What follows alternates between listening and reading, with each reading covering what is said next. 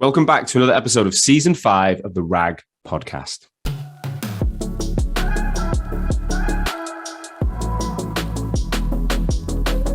As you guys know by now, this is the number one podcast across the recruitment sector globally.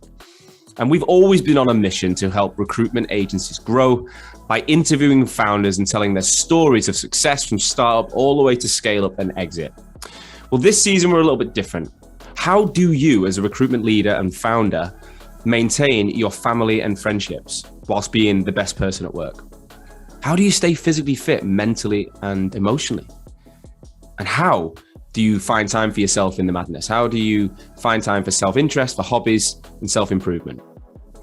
Well, to help you with this, I'm going to be interviewing someone every single week that can demonstrate experience in one or more of these areas. So I'm going to talk to recruitment founders and also some experts from outside the industry who can deep dive into things like relationships and health and well-being.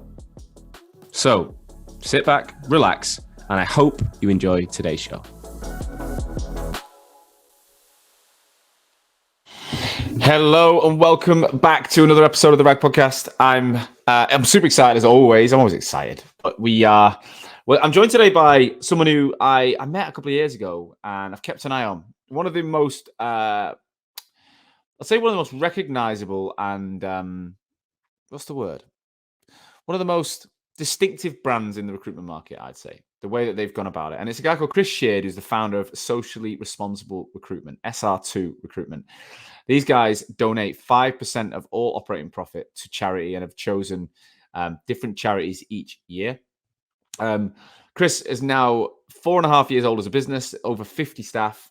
They've got an office in London, in Bristol is headquartered, about 38. They've got a growing team in London, and now they're opening in the middle of this year in Austin, in Texas, in the USA. His story is pretty similar to a lot of people before, although this is the second time he looked to start an agency. The first time he quit his job and his business partner took a counter offer and went and didn't leave. And then he then spent 3 years working elsewhere before he did it again. He took the time to do it properly by himself. And you know, Chris is a classic recruitment owner in his story, but he's not classic in the way that he thinks. I don't know anyone else who's from the start built a brand around sustainability and the environment and charity and donated and thought about being B Corp certified, which is a certification that shows you are doing things for the better of the environment and you're trying to help others rather than just build a profitable business for yourself. And it's the biggest impact of this approach to his brand has been the ability to attract experienced recruiters. So nearly all of his staff are experienced recruiters that he's brought in from elsewhere. And he finds it relatively easy, he says, to get people in. And that's because people recognize the business and they buy into the message. They love the message. They want to be part of something different and special on a mission, very clear about where they're heading. And to me, that's really unique because in today's market, nearly everyone I speak to is struggling to find experienced hires and they have to go to the graduate space. So it's a completely different approach to the same problem. Right, let's get into this episode without further ado. Chris, welcome to the RAG podcast. Thank you. Nice to see you. I know, mate. Have we actually ever met before? Did we meet in my office in London once? We did, didn't we? Yeah, we met there and kind of passing glance at the expo recently. Yeah. But you came in to meet Hisham, I think. You sat down with Hisham when you were on his podcast in 2018, 19. Yeah, Alicia, when we were about like a year old on yours. So I was kind of played taxi driver basically. 2018-19 like time. 18 and 18, I think. Yeah, fuck me, that's gone fast. It seems like in a way it has, and in a way it seems like a lifetime ago, you know?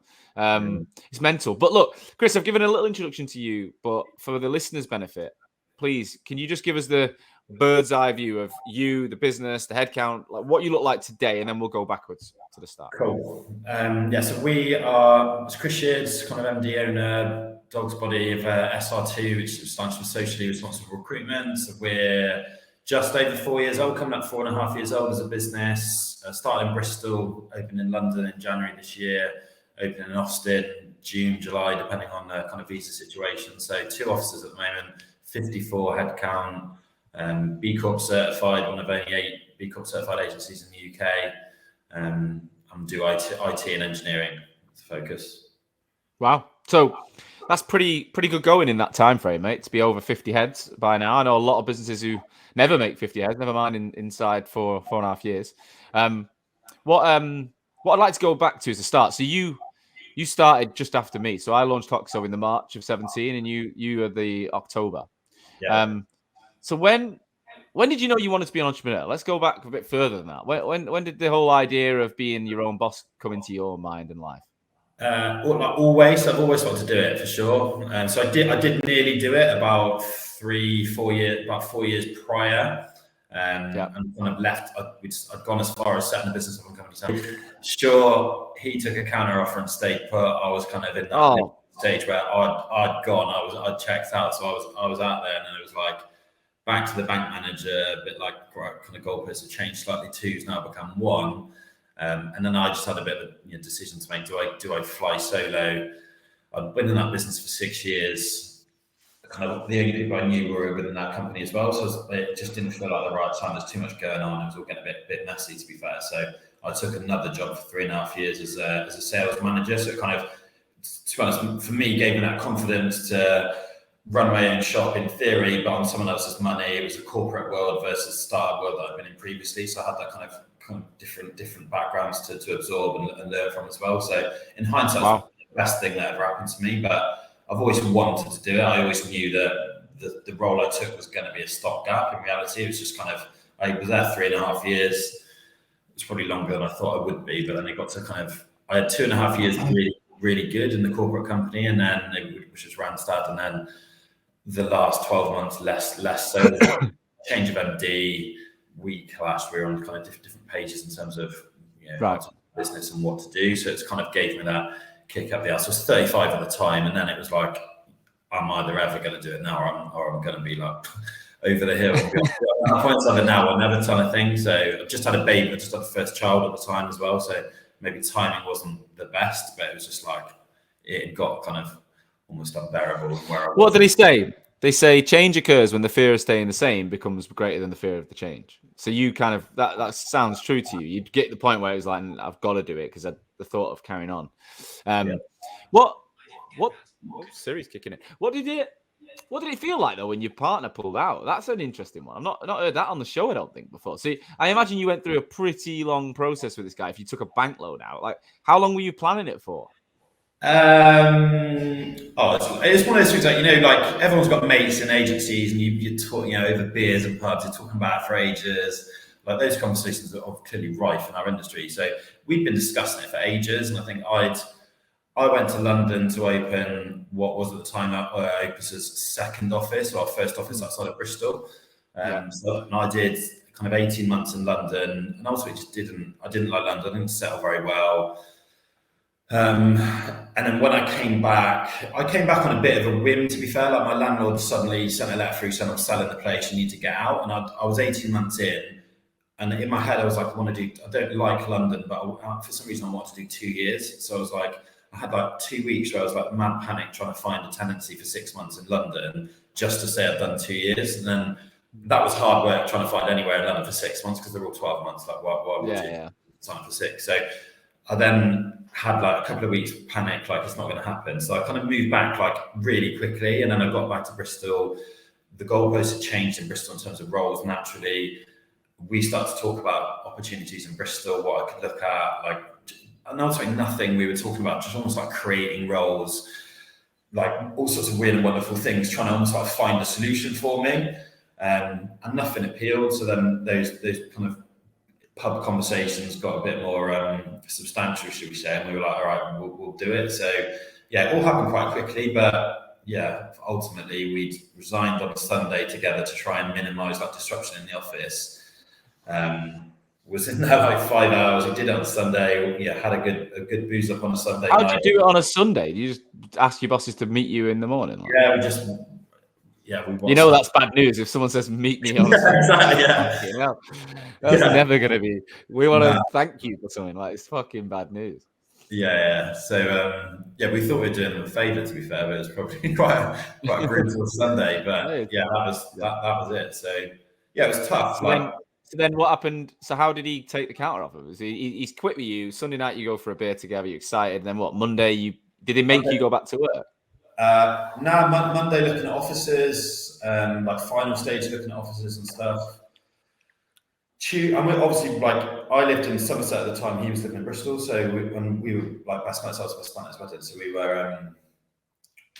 It was tricky. We were like communicating a lot, and then Tuesday just things went quiet. Quiet. Things went silent, and then I got to Tuesday night. I was like, it's been a bit weird. Like I've not heard anything, unanswered things, and then long story short, I had an email like midnight saying, difficult email. You probably never want to talk to me again, but I feel like I've backed into a corner. I need to take this counter offer. I'm going to stay put. So that was. Did you see that? Were you completely blindsided then? You didn't expect? Oh yeah, totally. Wow. Yeah. Did you speak to him again? Never, no. Wow. That is that's brutal. But did you sulk for a bit? Like, did you feel like fucking hell? What am I going to do? Or did you snap into kind of reaction mode? So I don't think I did. Like I called. I was calling at midnight after the email. I was thinking in my head, I'll be able to kind of turn this around in reality. But I didn't get answers on that evening. It was like midnight. Didn't get answers. Called again in the morning. No answer. Called his wife. No answer. So I had to snap out of it quite quickly. That was kind of dead. I'm probably quite brutal in terms of cutting things off. So I was like, right, yeah, you're right. I am not going to talk to you again, and I need to kind of decide what I'm going to do. So I was more worried about myself because I was like, I'm now out of the job. I don't know what I'm doing. So I then started to think, like, as I said, my options were go on my own, but I'd worked within that business for 6 years. Everyone I knew that I'd kind of want to try and attract in. It was all getting a bit messy in terms of kind of legal stuff as well. So just like, I need to kind of put that to bed and think for myself in terms of what my best option was. And then I said, this corporate opportunity. I've been tapped up for it about 6 months previously. And then I kind of reached back out. I did some other interviews around the Bristol markets as other companies I respect and kind of looked at what was out there. That felt like the right option. But in hindsight, that's the best thing that happened to me. Both taking that role in the corporate company, but also like in that role, for example. So I was a year into that role. My first hire was Alicia that we were talking about at the start. It was on your podcast back in 2018. So when I was rebuilding the role at Randstad was basically inherit a tech team. It wasn't doing very well. It had like 12, 13 employees. They had a tech in London, tech in Bristol. London was doing okay. Bristol was doing average. And it was like, we're either arguably going to shut this down or we kind of rebuild and give you carte blanche to go at it. So it was a total rebuild job. So I took kind of 12 people down to 4 or 5 quite quickly. And then it was just rebuilding. And in that rebuilding process, Alicia was the first person I hired in the rebuild. She was working for like 4 or 5 man outfit in Bristol that were just not up to it, basically. So she was my first hire. I then said to her, like, anyone else in that business that's any good? She recommended Nath. I then went after Nath, who was my second hire. Both of those two are now kind of co-founders. I took with me to start SR2. And then on a night out with Alicia celebrating her birthday in her first year was the night I met my now wife. So wow, it's like little things like happen. I look back now and I think like, actually, if I would have never gone to Randstad ever if that hadn't happened to me, and I wouldn't have then met Tigo, I wouldn't have then arguably met my wife. Yeah. Actually, everything happens for reasons. It's all worked out like good in the end. But it's mad, isn't it? It's mad. I mean, I did it the opposite way of you. I started at Randstad in Australia, and then I moved to a startup. But I think they're a great, great training place. But I think the balance of working in 2 types of organization is quite clever before you start a business because you've seen more than just being completely institutionalized.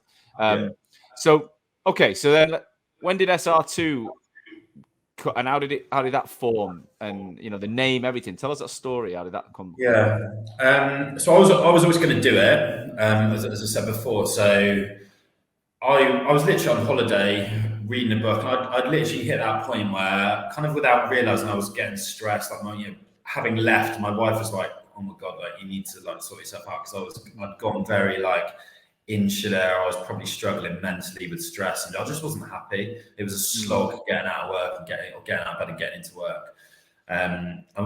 We were on holiday. I bought a book. I didn't know where I got the book, why I bought the book in particular, but I bought a book called People Over Profit, which is ultimately inspired the business. So by got Dale Partridge owns a company called 70. They donate $7. They make hoodies, t-shirts, etc. $7 of the sales goes to a charity that's on the hoodies, and they change it every 7 days. And like very successful American business. So I'd reading that and just, I guess it all just, that was kind of my moment where things started to become clear. I was like, how can I translate that into an IT recruitment company? And then as a literally, I can remember I read it once on holiday. Then I was like, went and got a highlighter pen whilst on holiday, read it again, and I might scribble it and write it. And then I was like making notes on my phone. Then I got some really shit branding app, and I was trying to create a logo whilst on holiday.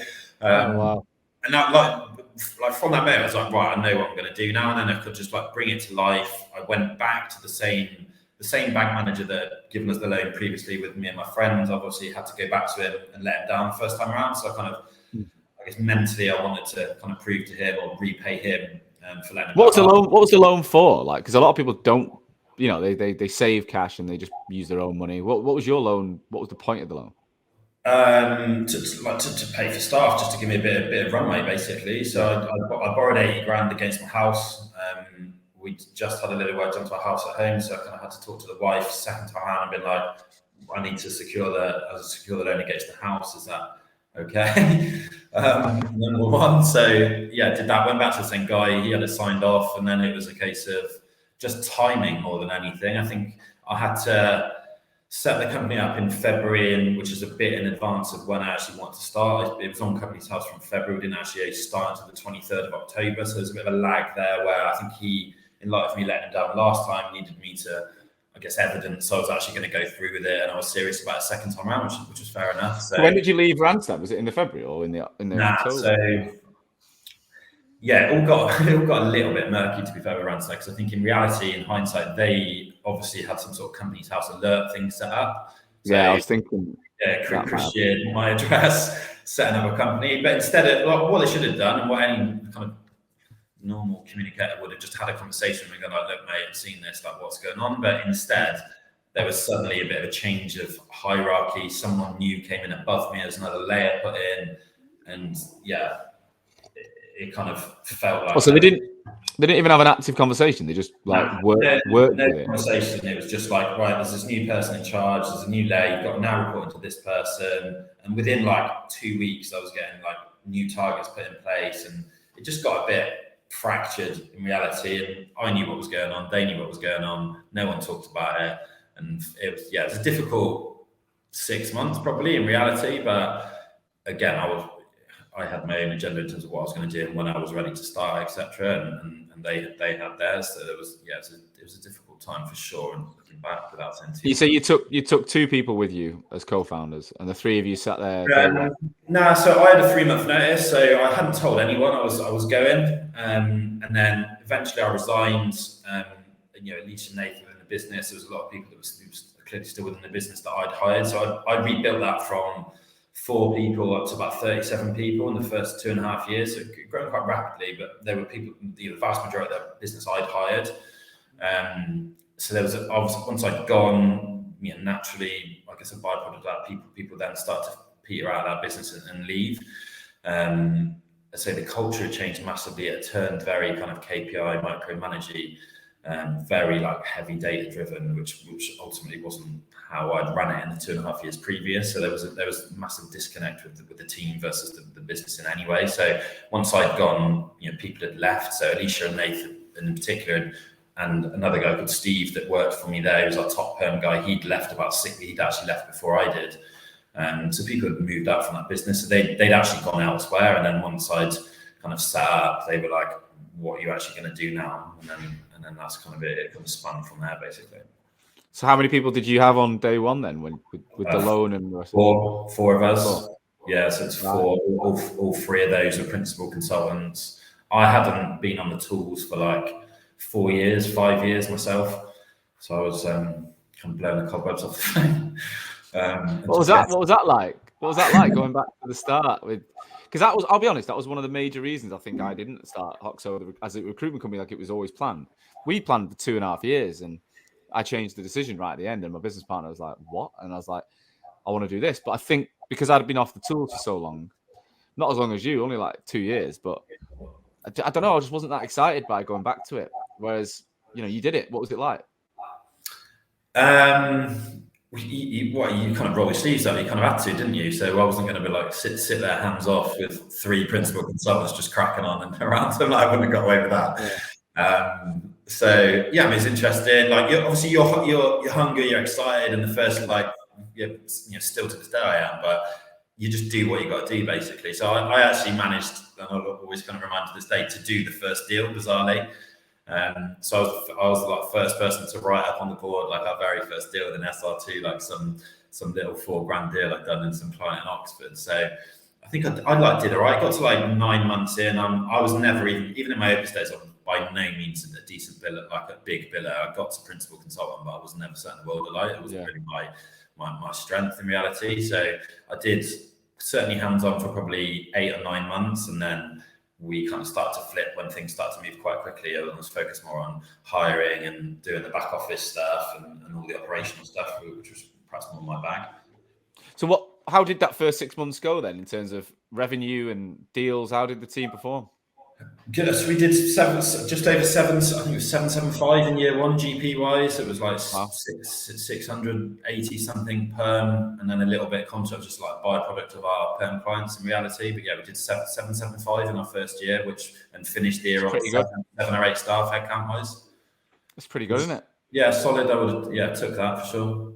Yeah, and what were the things you learned from Opus and Randstad that you brought in, do you think, in terms of the processes? Because one of the things about this podcast is there's a lot of potential startups and startups listening, and a lot of people say in the early days it's chaotic, really chaotic. And for someone to get to 50 staff in the time you've got, I imagine you were thinking about that at the beginning, like you weren't just whacking deals in, and that you probably had a bit of a bigger picture, I think. So what sort of processes did you put in early on that enabled you to move out of the way in 9 months? I think it definitely helped because the plan was always, we haven't kind of started with the 4 of us and there was no idea, let's just see how this goes. I was very clear in terms of I want to scale a business of some size in reality. So I think with that being the plan, I was very clear with those 3 from the outset in terms of their roles. That they're very good salespeople, do really good numbers. That was their strength. It was never going to be my strength. So I think the fact I was kind of moving off the tools quite quickly enabled me to be a bit more strategic and a bit operational and like just grow the business and focus on scaling it quite quickly. So I said we've pretty much kind of doubled year on year. And as I said, in reality, kind of certainly 7-8 months, I was pretty much kind of fully hands off. So I think the like general process in terms of markets, vertical markets, perm contract, etc. That was all like stuff that everyone certainly should be doing. Pretty much all does in reality. So I don't think there's anything like a standout process we put in place which enabled us. I think it was just like we had a plan, we delivered on that plan effectively. So that they were clear. There was never like, hang on a minute, why are you not on the tools and rolling your sleeves up and doing deals? Like they knew what was going to happen. They knew what was expected. We just stuck to the plan basically. And how often did you communicate that plan, would you say, in the early days? I still do to this day. I'm pretty regular. Like we do like monthly sales meetings. I'm very kind of we have leadership stuff quarterly, sales meetings, wider business on a monthly basis. We're like very transparent in terms of headcount targets. I think you've got to make people aware of it because we've certainly, as we've grown, particularly last year where we grew considerably, if you're not telling people and then all of a sudden there's a massive influx of people, then people are a bit like, oh, like this is changing. Yeah. This is evolving. I'm not comfortable with this, or I wasn't aware of this. Is going to catch people off guard. So we're very transparent in terms of sharing like a lot of stuff on the ins and outs of the business in reality. Probably overshare. Like that. I don't think you can overshare. What was the biggest challenge in year 1? What do you think was the hardest bit? 'Cause it sounds, I'll be honest, it sounds like it was quite easy for you. Like you just, you nailed it. What was the hardest bit back then? Yeah, I was actually thinking. I knew you'd ask the old challenge question. It's obviously challenging all the time. There was nothing in year 1 where, like, apart from you're going to get as many people as will get behind a startup and they kind of buy into you're a startup. We want to support you, we want to help you. Like locally, you get as many people want to get involved in that and support you on that journey, get you going. But on the flip side, you will also get people that will take advantage of that. So I had challenges operationally in terms of like invoices, or we had a couple of people that just completely like backdoored us and were like, you're like 4-man band, you're not going to do anything. It was that type of attitude. So, but you're always going to get that. I don't think there's anything you can put in place to prevent that. It's almost just an acceptance that is going to happen along the way, and just kind of get over it, move on, etc. So there was no like standout challenge in year one that we really struggled with. Hiring's obviously key. So you're trying to convince people to join a 4 or 5-man band at the time. That can be a challenging thing, but I think I would say that's probably my main strength as a leader, of a business, is hiring and interviewing and attracting people, and kind of bringing that story to life and bringing that journey to life. So that would be the obvious challenge, but I actually think we did pretty well with that. I want to talk about today's sponsor. Now, I've mentioned Talent Ticker on many occasions so far since we started working with these guys in the early part of this year. And if you're looking to stay ahead of your competition in 2022, they want to help you. So at the end of this month, any Hoxo listeners who request a demo of Talent Ticker will also receive a free personalized list of leads to help them jump on the rest of the year. It's the first recruitment intelligence platform that the world has ever seen. And it provides accurate contact information for both passive candidates, which matches them to the companies looking to hire them. What's unique about Talent Ticker is that they predict when a company will be hiring, whilst giving you the projected hiring roles and contact info for the hiring managers. So any recruiter who uses this tool will call the right person at the right time for the right reason. It is literally trailblazing. It's brand new and it's going really well. So don't wait. Head over to get.talentticker.ai/Hoxo. Links are all in the comments of this episode, and claim your free leads today. Go and get it. Bristol's got a really good quality, close-knit group of recruitment agencies, right? It's outside of London. I think there's Manchester and Bristol probably stand out to me. What sort of talent were you going for? Were you going for people with experience? Were you going for people without? What was your strategy? Yeah, experience. Yeah, so that we started to supplement that with some trainees as well. Like only up until August last year was our first lot, so that our whole business is built on experienced recruiters, just purely by design. I think we don't have time. I didn't have time to be sitting there coaching, supporting, playing that L&D role, as well as doing the marketing, doing the back office, doing the finance, and all the other operational stuff. So that was by design. But I mean, that our first hire, I guess, experience for us could be different industries. It could be as little as 3 months experience. As long as people have had those the real baby steps of, this is how you dial a phone, this is how you talk to someone, I'll take those people, and then those are the people that we can work with. So it's that real initial kind of, I guess, this is the phone, this is how you speak to someone. As long as that's covered, then that's kind of who we've targeted and who we focused on. So second job's our sweet spot. Yeah. What was your sell back then? And if you got someone with 2 years recruitment experience who is in a bigger business or more established business, how do you attract them at that point in your journey?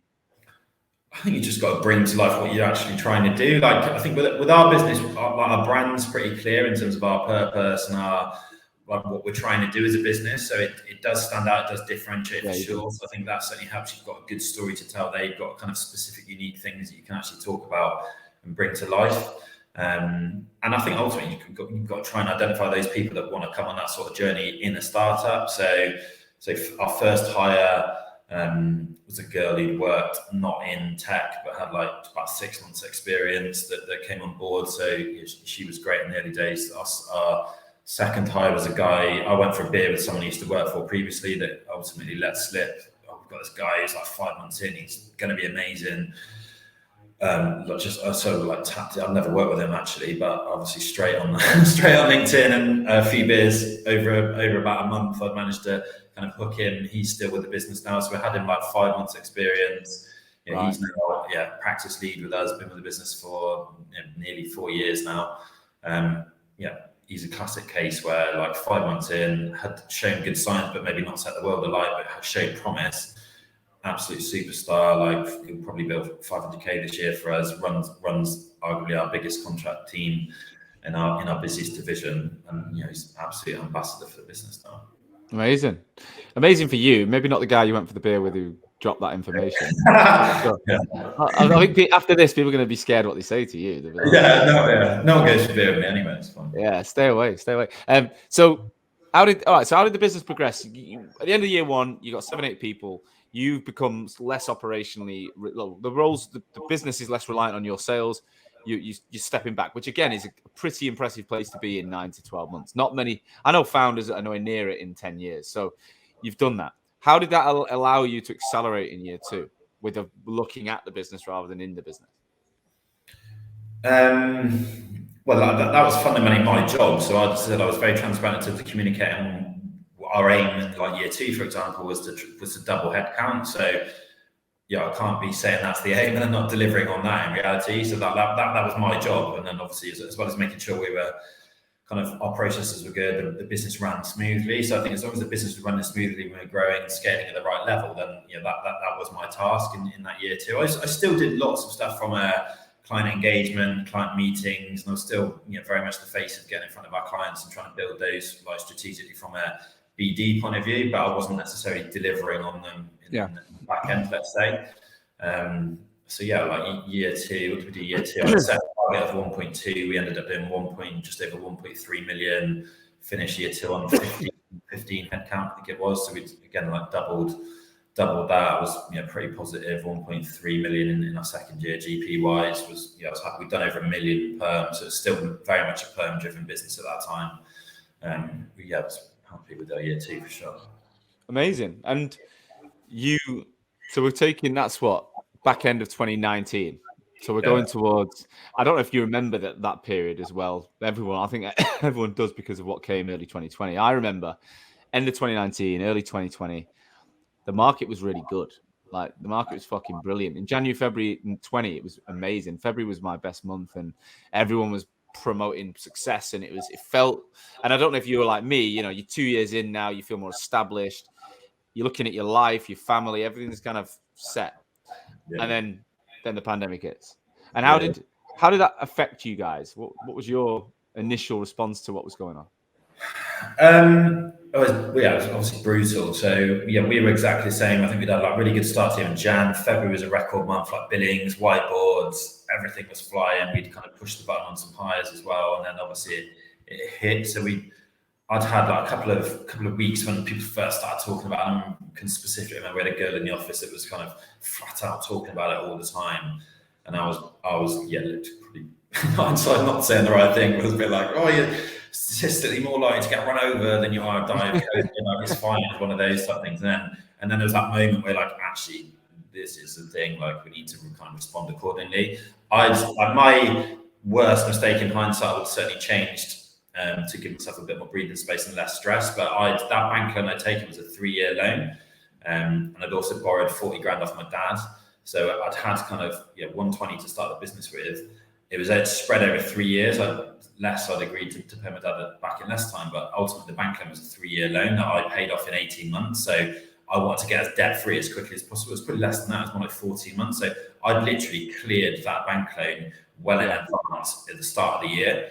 So my runway had kind of diminished massively. Once it kicked in, I was like, obviously, naturally, where's my cash flow? How much runway have I got? Thinking the worst of like, if we do no deals, everyone cuts the tap off, which in March, like jobs were getting pulled, starters were getting kicked. Like that was kind of what I was preparing for. And I'd massively exposed ourselves in my kind of keenness to get debt free. So I had to make some pretty kind of, I guess, tough decisions at the time. The toughest one was that I just kind of put commission on hold. So I had everyone in the room, like the kind of the night before we were full lockdown, everyone's going to work from home and everyone's taking the stuff out. I had to literally grab everyone into the kind of meeting room in Runway East and just be like, again, transparent, like we need runway. So we need to prepare for the worst that's happened. Unfortunately, I'm going to just put commission on hold. I will pay it to you. I promise you'll get it. But I'm going to put it on hold now. So any future starters over this period from March onwards, anything that's owed in that pay slip is ultimately going to be held until we hopefully come out the other side. And at that time, we were probably thinking it was going to be weeks. Obviously, it played out very different, as we all know. So that was a tough conversation. That was a tough evening. I got back to the kind of multi-story car park about 8:00 that night with all my stuff, and I was just literally sat in the car crying. It was brutal, telling people that. And I had a message from Jack, that guy was kind of talking about, was like sick fire, and he was like, Tough call, mate, but I think the right call. Obviously, the bigger picture is the business is still here. We've still got a job at the end of this, not that we've got our commission. I think that's what like, triggered me off, basically. So, yeah. That was absolutely the most brutal time ever. But then, in reality, kind of April come, May come, and that's where we struggled, and that's where our kind of numbers certainly took a dip. So March to May, we like beyond May, we were coming out the other side, and it was like, actually, we can cope work from home. People are now hiring. Like, obviously, all companies then start to relax a little bit and realize this was going on. Like, life went on, kind of thing. So, we ended up paying everyone back everything that was outstanding off the top of my head, like June, July time. And we were like all systems go. We were just working remotely. So, people's response to that was incredible. In hindsight, when you look back at it, but yeah, it was tough. And what was your previous to the pandemic? Had you ever worked remotely, or was the business? Did you have any home working in the business?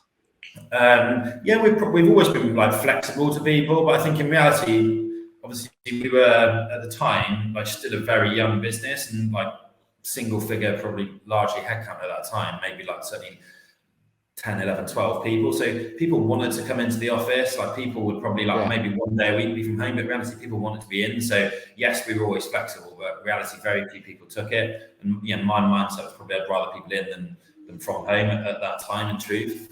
So I was probably caught off guard a little bit in terms of how well we did start to perform from May onwards, like working remotely. And as I said, we've continued with totally flexible. People work where they want to in reality now. So that's what I was going to ask. What is the model like now, and how do you manage it? Because it sounds, I don't actually know that much about your business, but you strike me as probably just the brand. It's a very modern looking business, right? So you strike me as a business that have evolved well. What is it like now? How do you run it? Just totally flexible. So people, we don't dictate.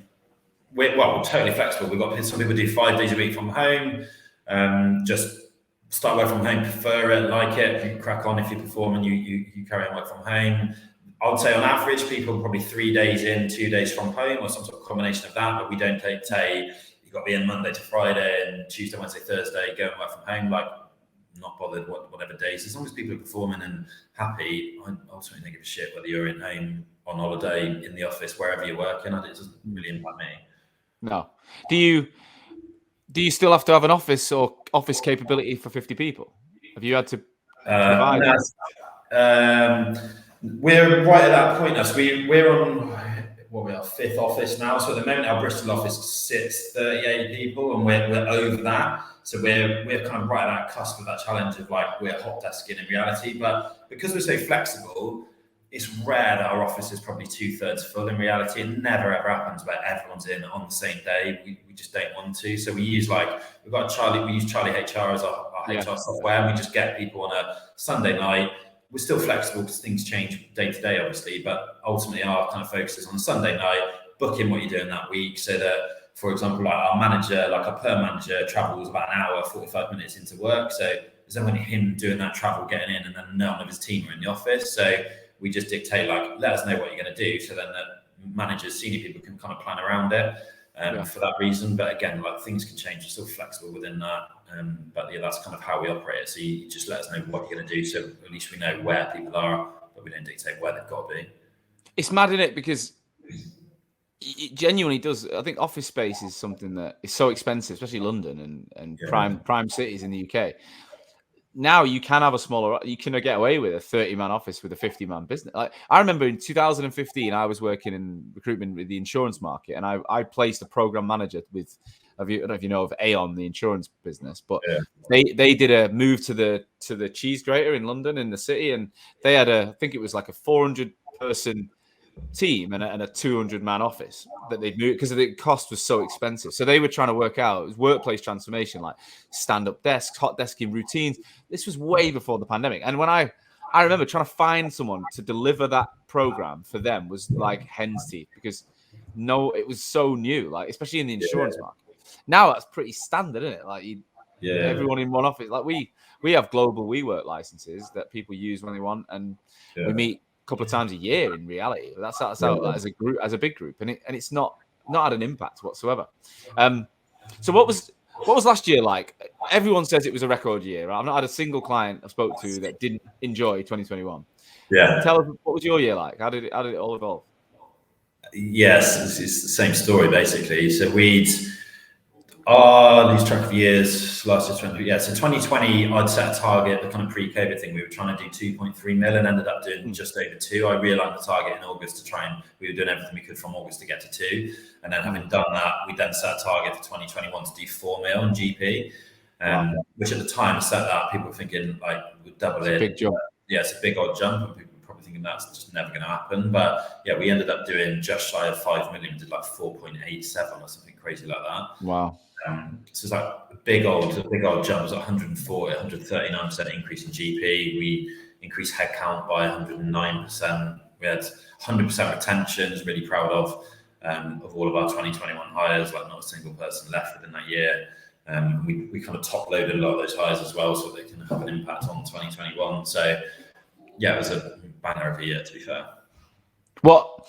When you look back at 2021 and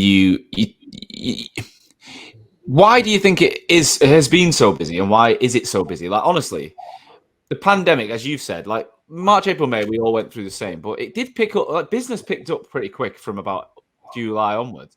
And I remember the early 2021 lockdown, which was pretty severe in terms of like we couldn't go out till April, but business was flying. Like it was fucking good. So why do you think this is it is so good when the pandemic's impact was so short in terms of hiring restrictions? So there can't be that much of an overfull like backlog of hiring because it was only 3-4 months in reality. Yeah, I think it's probably a combination of loads of different things. Like people were hiring, so I think there's obviously loads of companies took advantage of the furlough stuff. So I think yes, you can still do steady numbers, but maybe the volume weren't there because people didn't have the same capacity like within their business. But projects definitely did go on hold that have now kicked off for sure. Like we did a lot of our business, for example, on a contract side of things is public sector focused. So we were actually probably busier than ever from a contract side of things because we were placing people into track and trace and stuff like that, which was obviously please spend on that was mental. Still is, I think. So like I don't know, like it's just a combination of like loads of different factors. Like obviously lots of recruiters even were put on furlough, so like that demand in terms of people like doing those hires was certainly less. But I don't know how. In my head, I'm surprised it's still. It still seems to be going like that. In my head, I was thinking this has got to stop at some point. And I have conversations with people and they're saying, I think it's a carry on for like 2 years, 3 years at least. Whereas in my head, I was thinking probably like 2 months, 3 months is kind of probably my pessimistic look on things. But yeah, it's still absolutely mad. The market, the industry, the numbers. Like I used to say, every agency is like, if you're not doing record months, pretty much month in, month out, virtually you've probably got to be doing something wrong, I'd say at the moment. Yeah, there's an issue right now. It's mad. It's literally mad. What was your approach to hiring last year? You talked about doubling headcount. What type of people were you going after? What was your strategy? Because obviously there's a lot of loyalty. You'd expect a lot of loyalty to have been built with businesses in the pandemic if they kept them on through but there'd also be the offside of that where some people weren't treated so. How did you find that? So I guess our plan in terms of that second job piece continued. That's always been the focus. So I think it's probably more companies that maybe got support in their staff and caring about their team probably wrong than they got right. I think so. Yes, there are some people that create increased loyalty because of how they were treated during the pandemic, but I think there are probably as many, if not more, people that maybe weren't treated so well in terms of lots of agencies made a fair few redundancies. Or furlough pay, for example, if people were put on furlough pay and maybe weren't topped up to 100%. There's lots of little things where people, our business owners, maybe made decisions that in hindsight perhaps wouldn't have made. So I think our focus continued in terms of that second job piece. We've never really struggled in terms of hiring experienced recruiters in reality. Even Q1 this year, I was the stats for a leadership meeting last week, and we've hired 16 people in Q1. What was it, 12 or 13, I think 13 of those 16 people are experienced hires. 12 of those hires have been direct as well. And I don't even have an internal recruiter. So it's crazy numbers in terms of experienced hires when come and work for us. We've never touched with that continues. Yeah. But we haven't struggled to get experienced people into our business. It just happened. That is a massive point. Like everyone I talk to says it is a nightmare. It's so difficult. And so what Do you think it is the brand you've built and that message, the socially responsible message, is that much changing it for you? I think it's a huge factor, yeah, for sure. I think, like for me, I just my aim and kind of building a business from day one is like you're trying to build a business you would want to work in yourself. And if you're kind of strategic about that and actually take a step out and think, like, actually, if I was to leave, why would I leave? What sort of business would I want to join? And then, that's ultimately what you're trying to create. So I think, yes, our brand's powerful. We've got a clear purpose. We're one of 8 B Corp certified agencies in the whole of the UK. What is it? So tell me about this certification. I honestly don't know much about it. Cool. So B Corp's like the stamp of approval that you're using your business as a force for good, effectively. So you've got to be a profit-making company. It's not based on the kind of charity or third sector, but it's effectively the stamp of approval that you're using your business and you care about the environment. You're socially conscious. You give back, and you're using your business as more of a vehicle, not just to make loads of profit and make as much money as possible. You're actually giving back to your communities that either you operate in or you work within, you care about your supply chain, etc. So it's a really rigorous process for us. It took 18 months to get the certification. So it's not like you don't just apply, you get the stamp of approval and then happy days. Like, it's a really rigorous process where they'll literally get under the hood of everything from start to finish. So I guess like big B Corps that everyone would know, like the Body Shop, like Patagonia, Rings, Brewdog, maybe not a company recruiters like gravitate towards, but then you got certified. They do loads of stuff on the sustainability, net carbon zero, etc. So those type of businesses, those are the type of businesses I look at and certainly respect. And so it meant a lot to us to get that. So it took 18 months. It's a rigorous process. They will literally get under the hood of everything and anything. So can you give me some examples of what you do that helped you achieve that certification? Yeah, so we give, the standout things for us would be we give 5% of our profits to charity. So in our first 4 years as a business, we've given over £130,000 to charity, which is mental. Amazing. We do volunteering with that charity. So I think it's like 550 odd hours as a business. We've given back volunteering.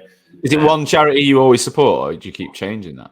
So the concept was we changed the charity every 12 months. We've worked with 4 different charities. Now, when COVID hit, we stuck with the same one for a period of time because it just felt like the right thing to do. So we've done effectively how it would work. The team would like give recommendations in terms of either charities they're interested in or want to support or care about, or they give a cause. And then obviously operationally, we would then go out and try and find decent charities having some impactful work within that cause.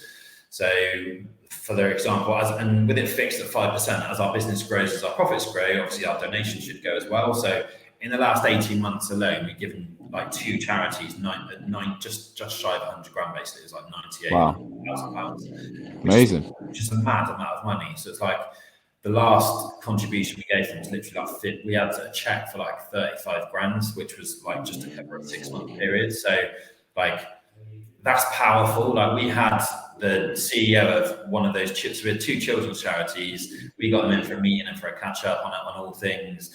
Surprised them with a check for 35 grand. And you've literally got the CEO of a charity in our office in front of the whole business, like in tears.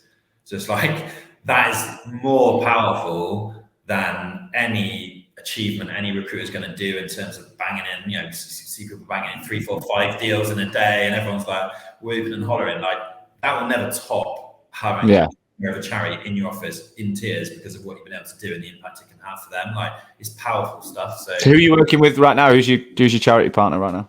So we worked with them. We finished our relationship with those in the end of 2021. So we've been slightly up in the air. So we were trying to focus on a sustainability charity or an environmental charity. So we are still on the hunt for that in and around Bristol. So what we've said in Q1, we're going to donate back to Ukraine.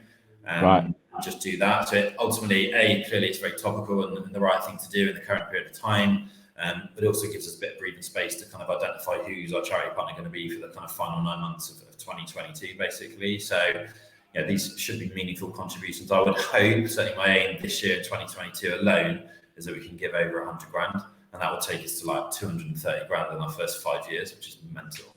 Amazing. And is there anything else apart from giving away money? Is there any other activities you're doing to be more sustainable? Or so we do loads of volunteering. We looked at our supply chain, so our benefits package is kind of connected to other B Corps. So we won't, as a business, for example, we're really picky in terms of clients that we will and won't work with. So we won't ever work with any kind of non-ethical, like gaming companies, gambling companies, anything that's like a bit murky as a client, we just won't work with them. We'd always kind of put the brand over a quick win of a few deals, etc., regardless of how much business they offer us. And it's always those type of companies that want to proactively come and work with us and partner with us, exactly. So those kind of conversations of, sorry, it just doesn't fit with our ethos, that they happen more often than you'd think, to be fair.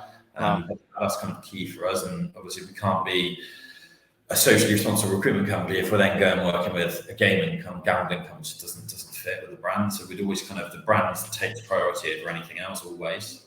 Do you know what though? That obviously we're coming at it from slightly different angles, but like for me, branding has always been, the one thing I've promoted, and it's what I do for a living. And some people still don't get it. Like they don't get how powerful a recruitment, your brand can be, both personally and professionally, and what impact it can have. They just they neglect it for complete sales activity consistently. And they wonder why, like you say, no one wants to work for them. They wonder why it's consistently a slog to attract people. And it's because no one's got any real reason to want to work. No one knows about you. No one's got that positive vibe. There's no feeling they get when they look at you. Like, I don't know a lot about your business, but it does stand out. The brand stands out. The message. I don't know anyone else that's in the same space. So it's worked, mate. It's really worked, I think, and you should be proud of that. What's driven the move to London now? So you're looking at. You said Austin's on the horizon. London's right now. What's the expansion about? I guess different talent pools. We were, I guess, driven also by.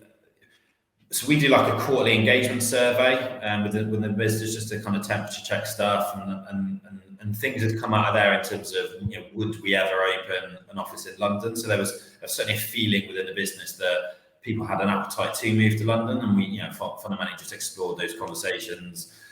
One or two people actually went to, like 5 or 6 people, like, actually, I would always love to do it. If there was an opportunity, then let's do it. And I think I was really keen to prove that what we've done in Bristol could work in different cities as well. So absolutely kind of made sense. So the kind of the feedback to actually saying, let's do it, and kind of signing a lease and getting confirmation was literally like 3 months, I would say, max between doing it. So we opened in Jan. I'm in the London office today. We're up to 15 headcount in London, 15 headcount in London already. And is it a different market focus as well, or are they like cross-functional teams that all work together, just based in different places? Yeah, basically, yeah. So the kind of aim of the game is London office will do kind of within the M25, and we'll just kind of ring fence it that way. And then the Bristol office will do the Southwest, and clearly Austin will be doing US stuff in Austin. That's the plan. That's the focus. There's no kind of crossover. We've already got a really good client base in London anyway, so it's not like we were going in completely cold and completely blind. So there's it's been pretty seamless. We're moving. Some people have obviously relocated and moved their life up to London, but we've got more London local people that already live in there. We've attracted into the business in the first 3 months, and again continuing on that kind of second job target. What's been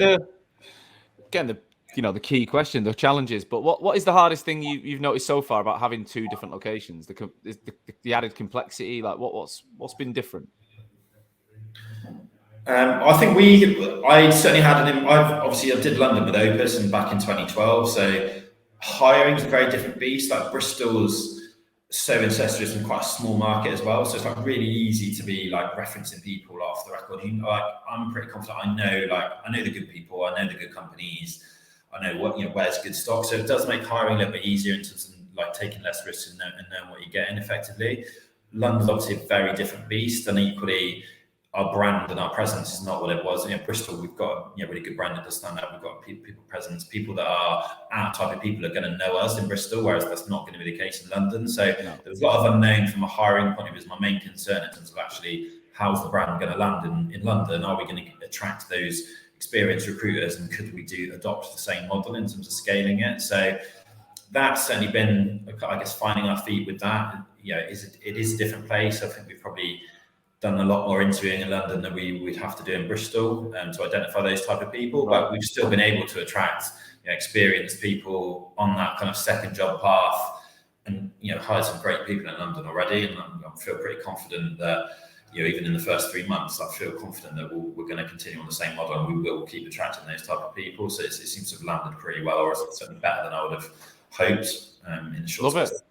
What's your life like now as a outside of work, and the balance between the two offices, and like describe your ecosystem personally? Yeah, so I've got 2 little girls. So I've got a 1-year-old, or kind of 20, 21 months, and a 5-year-old. Obviously, I'm married, and my wife doesn't work. She looks after the kids full time, which massively helps, certainly just in terms of home life. So I try and, in a dream world, I would say I'd do 1 or 2 days a week from home, and 3 split across Bristol and London. So I'm always in London on a Wednesday, and do at least 1 day a week when I'm physically in London. I can do more if needs be. But in reality, I probably end up doing, I rarely work from home. Like I worked from home yesterday. Actually, having a 1-year-old running around the house is it's not that practical for me. In reality, she's screaming her head off and tend not to get that much done. So I'm in the office like 5 days a week, just split across Bristol and London. But largely Bristol, it's a bigger office. We've got some experienced people, like Marius runs our whole contract team.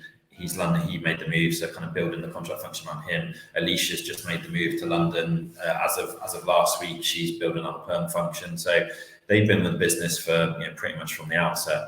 Certainly in Alicia's case, they know the culture. They know what we're all about. I can trust them to get on with it, and there's no point me trusting them to go out and build it and then be breathing down the necks every single day, because it's going to kind of eat into what they're trying to do as well. I was trying to tap Marius up years ago, about 8 years ago. He was, I was in a candidate meeting in the insurance market, and someone was like, "I've just met a recruiter that reminds me of you, and he's younger." I was like, "Okay, who's this?" And Marius Hurley Bennett is his name. Is it? Yeah. I remember Marius is a name I'd never heard of. So got him on LinkedIn, messaged him. We went for a coffee in London, and he was in Bristol, and he was interested in coming to London even then. Yeah, that was about, I reckon that's 2015, 14, something like that. So it's good to see he's doing really well. I'll root for the guy.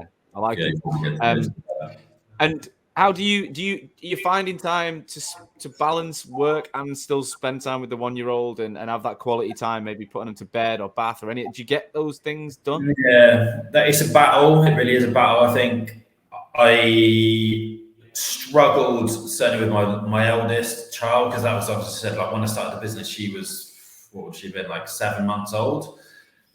And if I look at it, and I'm kind of being brutal with my dad hat on, my relationship with her is great. Obviously, clearly love her to bits and do everything I can for her, but it's not as tight as I would like to, because I think I've missed out on a lot of that stuff, like as all that kind of things you described, because I was working like to the bone all hours under the sun. I'm just constantly ingrained in it. So I've kind of really tried to make a conscious decision.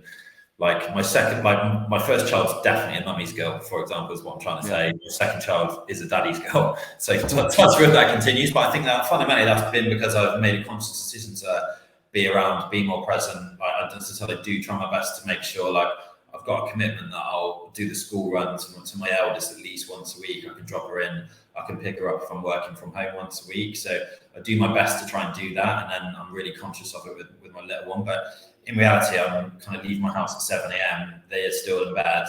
They go to bed at 6, 6:30. I'm not back. So you can literally go days without seeing your own children, which is like horrendous in reality. Yeah. But my wife's very understanding. Like, I'm fortunate her dad was an entrepreneur, had his own business, had an event, exited his own business. He worked away, so kind of she's always like lived around like what's required. So she's really sound with that sort of stuff. She's never said to me like, you need to like calm it down, stop working. In reality, I'm probably really boring, but just constantly talking about work and stuff. Like outside of work conversations, I don't bring a lot to the table.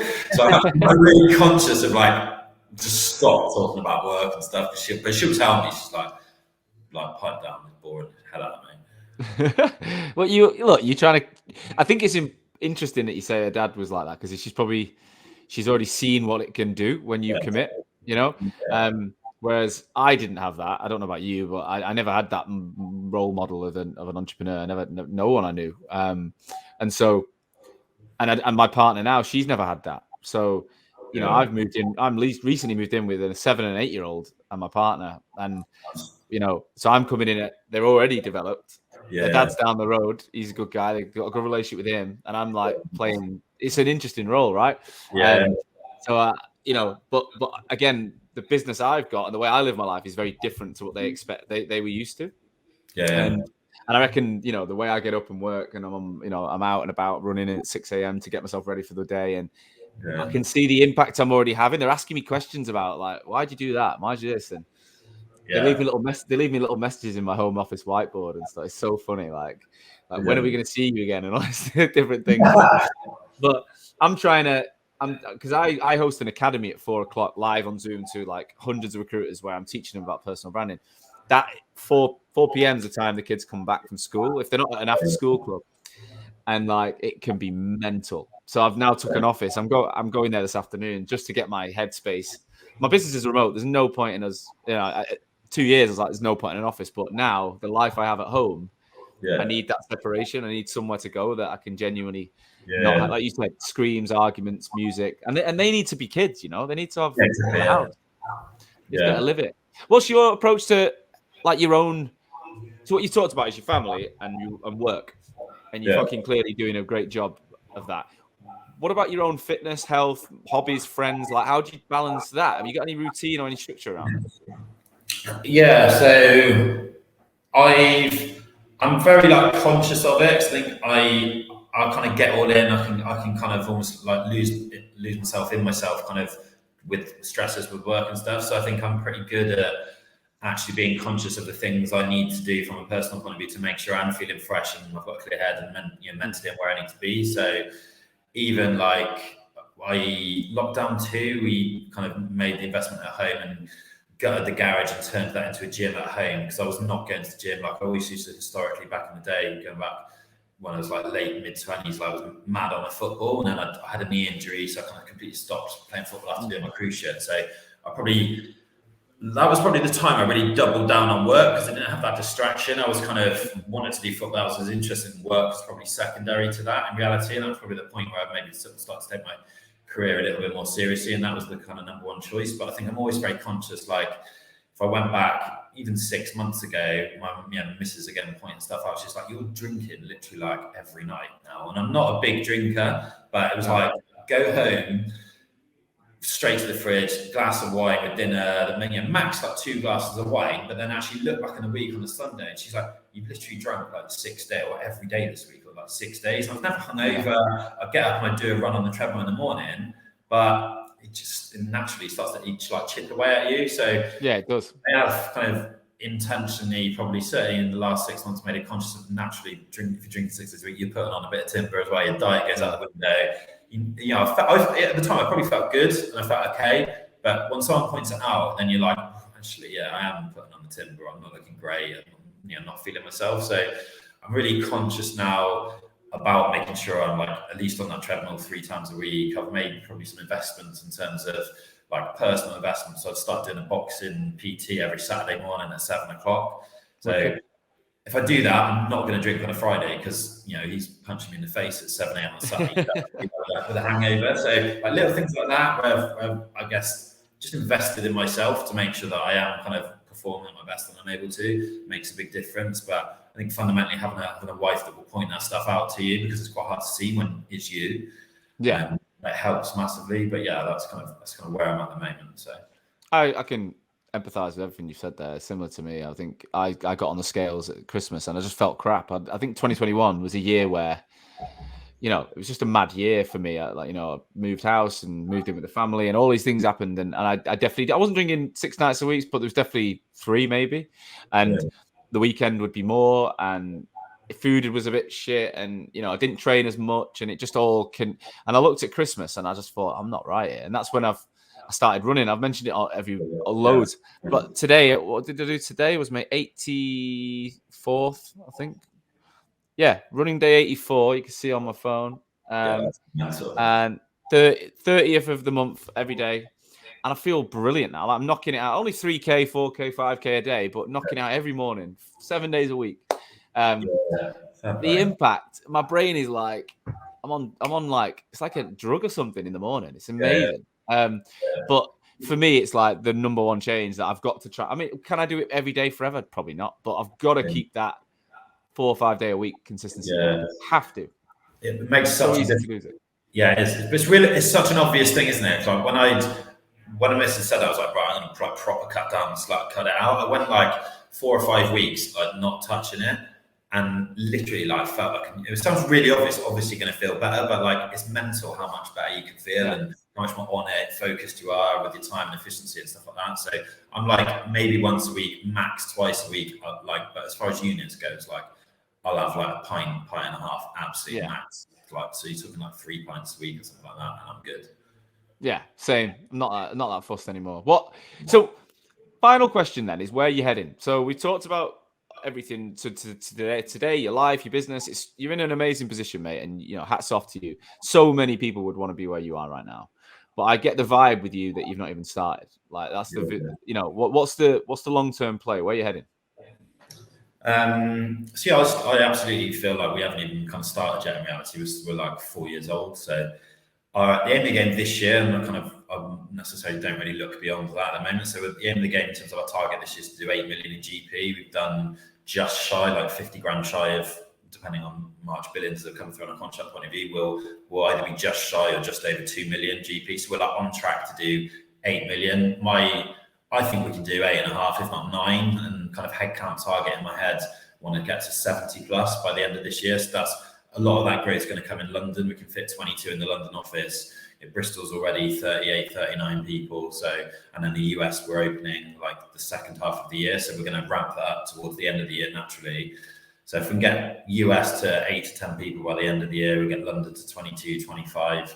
Bristol's always going to be like 45, 50 comfortably. So straight away, you're talking 75 plus from a headcount point of view. And I'm expecting the second half of the year, like our aim again is like improve quarter on quarter. That's what we're constantly pushing, both individually, collectively, as a team, etc. So we've now six quarters in a row where it's just improved. The numbers have got better and better and better. So we've done pretty much 2 million in Q1. If we can continue on that route and deliver on that promise, then we should be doing 8.5, if not 9 million. I reckon this year. I feel confident we'll do that.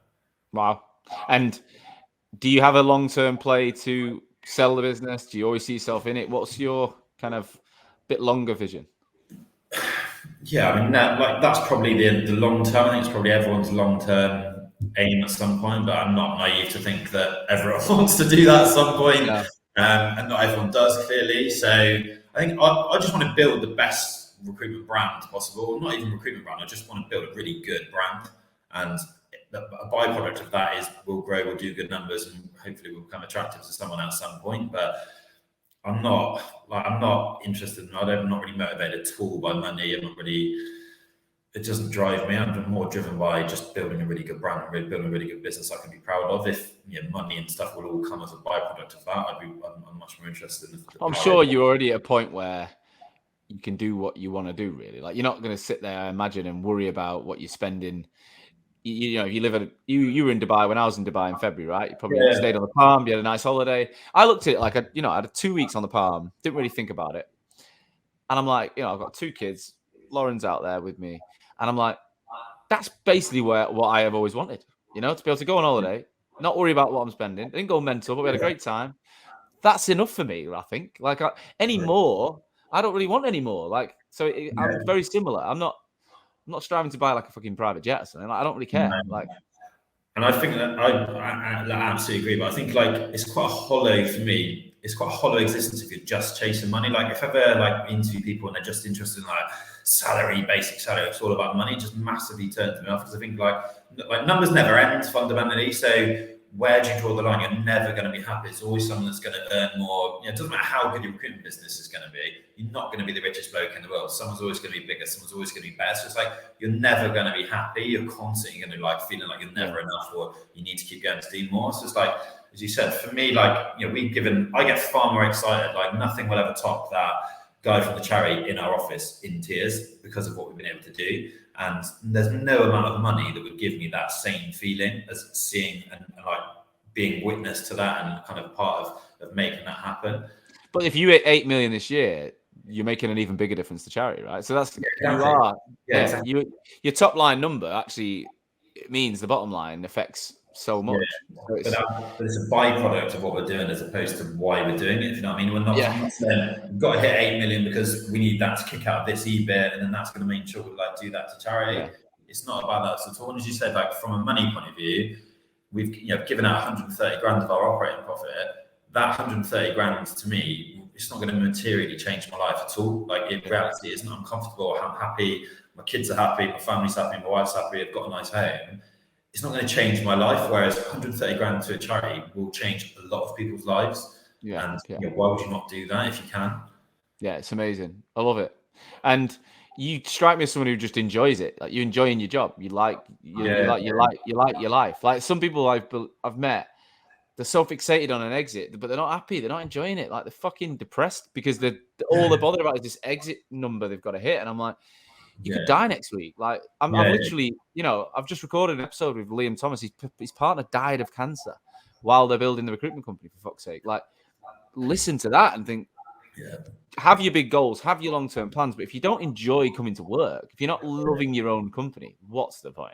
Like seriously. Yeah, exactly. We started using a non-exec like about 9 months ago, and that was like, his big thing was just fucking, you got to enjoy it because it's a slog. It's not easy. It's a slog if you're not enjoying it. And why are you bothering? Like in reality. Yeah, fuck it, leave it. But look, Chris, we could talk all day, mate. Been a pleasure. Really enjoyed it. Thank you so much for your time. If anyone wants to reach out to you, if anyone's listened and wants to join the business or just wants to pick your brains, are you open to people just dropping you a note on LinkedIn? Yeah, 100%. Yeah, absolutely. Cool. Wicked. And let's get you back on in the future and let's see how this socially responsible mission evolves over there. I've got every faith you're gonna smash it. Cool. Thank you, man. Appreciate it. Cheers, bud. Thank you, as always, for listening to today's show. I truly, truly hope that you got value from it. That's the only reason I take time every week is to ensure that my audience, future and existing recruitment owners are learning from each other to make this industry that I love so much stronger.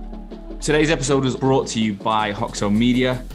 I am the CEO and founder of Hoxo Media, and we are the world's leading content marketing and personal branding agency for recruitment businesses specifically. So we are working with over 200 agencies and 2,000 recruiters right now, both managing the brands, producing content, building written, video, podcast content for niche recruitment agencies all over the world, as well as coaching at a desk level individual recruiters in your businesses how to be better on LinkedIn. That's how to brand themselves. That's how to produce content. That's how to use the opportunity on LinkedIn to get traffic to their profiles and turn that into business.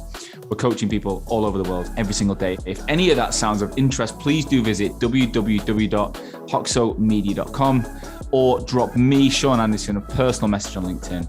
I would love to talk to you. Tune in again next week. That's live on LinkedIn. I'll see you soon.